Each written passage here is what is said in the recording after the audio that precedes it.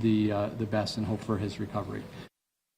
Now at 11, we are following developing news out of New Haven. That's where police say a suspect suffered a life-changing injury while in police custody. The acting chief has now called for an internal investigation. Channel 3 Eyewitness News reporter Aaron Edwards is joining us live with more details tonight. Aaron.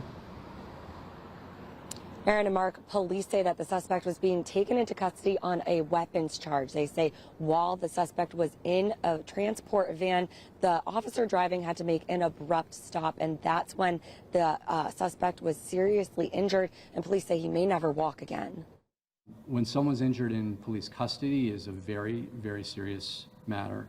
Mayor Justin Ellicker and New Haven police walked us through what they know about a suspect injured while taken into custody.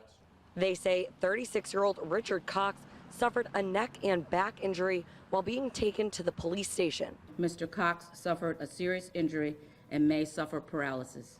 Police say this all started when they were called to Lilac Street last night for a weapons complaint.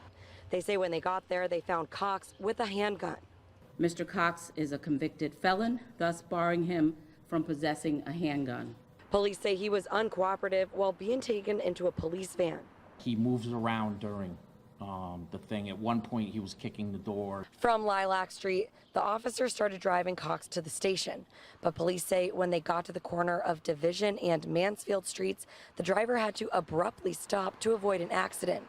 That's when they say Cox was injured. Mr. Cox subsequently alerted the officer driving that he was injured and could not move, and reportedly made this known to other officers upon his arrival at the detention facility. Assistant Chief Carl Jacobson says New Haven police policy is to stop and get medical attention when someone is injured in transport.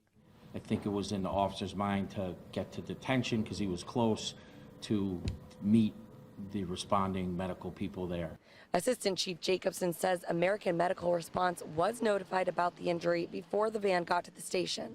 From there, American Medical Response transported Mr. Cox to Yale New Haven Hospital, where he underwent surgery. New Haven police say they have 3 vans. 2 do not have seatbelts. Instead, they have hooks.